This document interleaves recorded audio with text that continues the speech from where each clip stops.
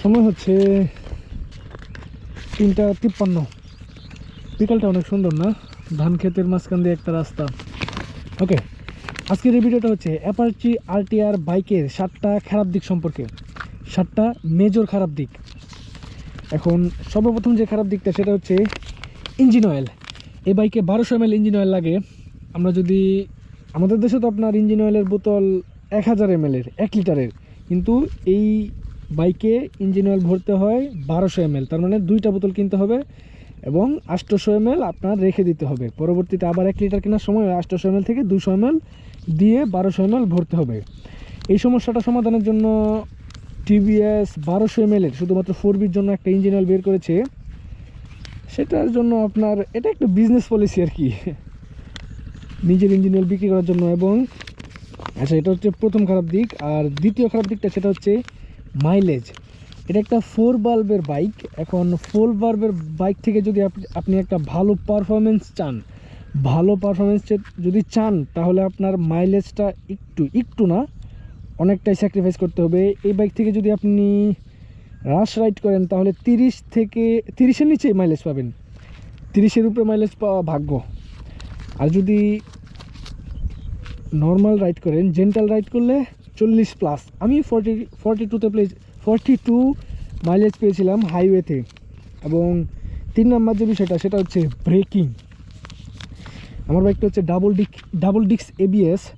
তাও এই বাইকের একটা সমস্যা হচ্ছে আপনার এবিএসের যে রিংটা, আপনারা ভালো মতো দেখতে পাচ্ছেন কিনা, এবিএসের রিংটার বাইটটা অনেক বড়।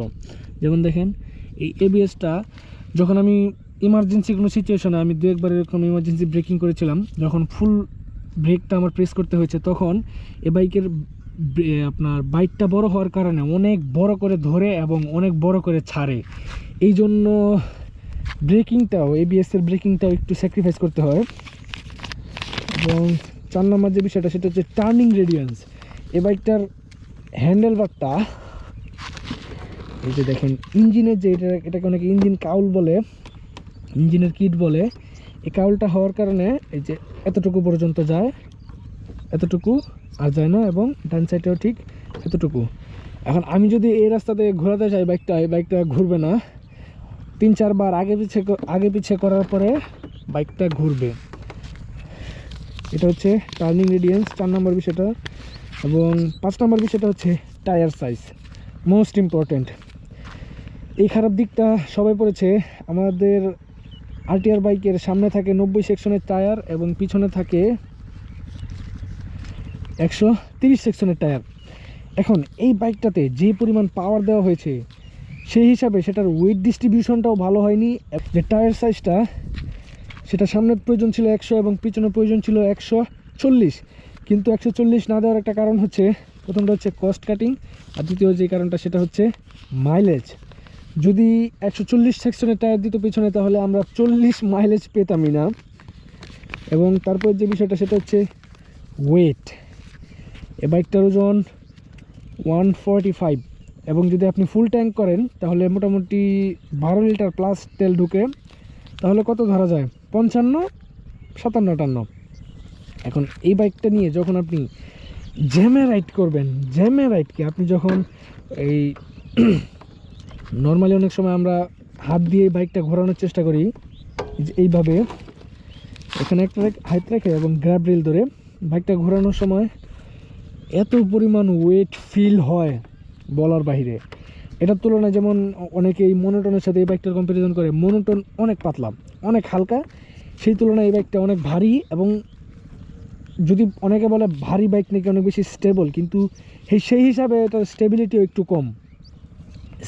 হ্যান্ডেল স্টেবিলিটি ভালো না, সেই জন্য এখানে অনেক বড় বড় গুটলি দেওয়া হয়েছে, সেই জন্য ভাইব্রেট করে না। একটা আউট হইতেছে, এটা ফারুক কথা কই। আচ্ছা, 7 নম্বর এবং সর্বশেষ যে বিষয়টা সেটা হচ্ছে কন্ট্রোলিং। একটু আগে কন্ট্রোলিং নিয়ে কথাটা বলেছি। কন্ট্রোলিংয়ের বিষয়টা হচ্ছে বাইকটার কন্ট্রোলিং খারাপ হওয়ার কারণ হচ্ছে অনেকেই রাশ রাইড করে। রাশ রাইড বলতে কি, আপনার চিপা চাপাই দিয়ে চিপা চাপায় বাইক, মানে কী বলে, জিগজ্যাগ রাইড করে।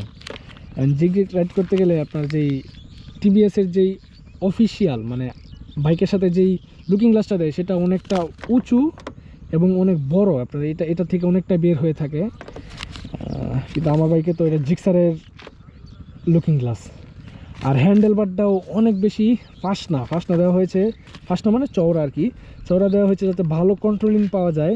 কিন্তু যখন রাশ রাইড করবেন তখন এটা ভালো কন্ট্রোলিং দিবে না। এবং এই গুটলিগুলোর জন্য, গুটলিটা অনেক বড়, এটার জন্য অনেকটা উপকার হয়েছে।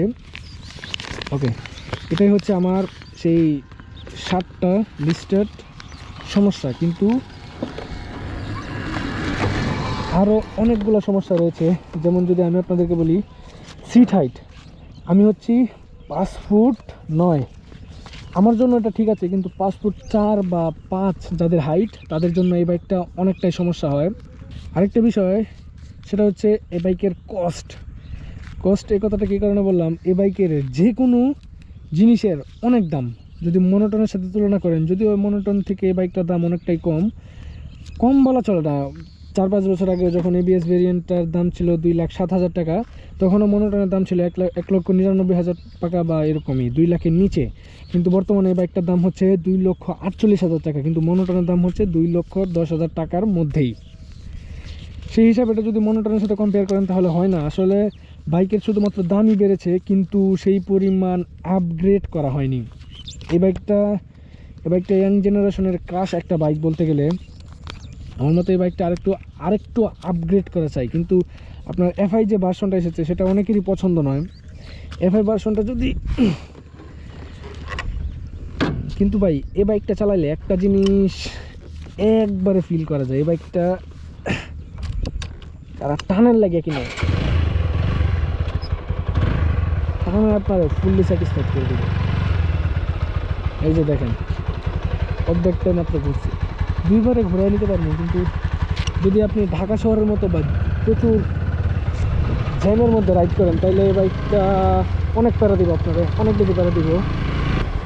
চালানোর সময় ওয়েট ফিল হইব না, যখন বাইকটা রাইড করবেন তখন ওয়েট ফিল হইব না। কিন্তু যখন মানে থামানো অবস্থায় হাত দিয়ে মানে গ্র্যাব রিল এবং হ্যান্ডেলবার ধরে যখন আগে পিছিয়ে করতে যাবেন তখন অনেক বেশি ওয়েট মনে হবে বা ভারী মনে হবে বাইকটা।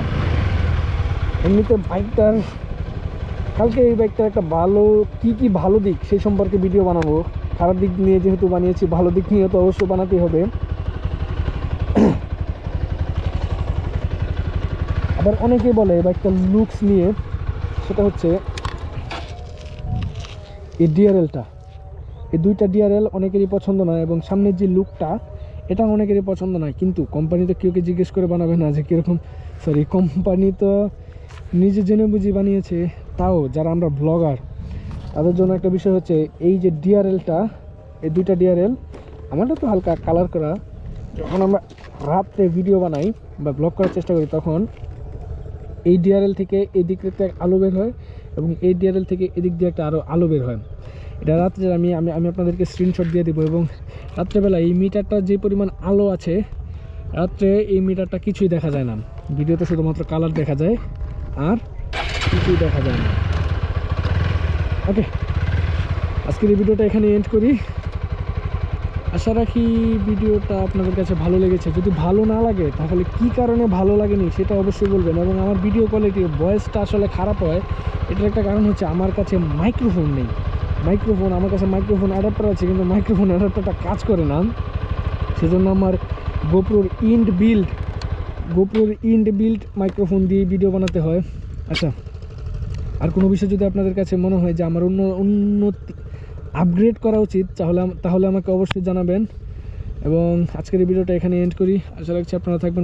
আশা রাখছি আপনারা পরবর্তী ভিডিও পর্যন্ত থাকবেন ভালো এবং সুস্থ।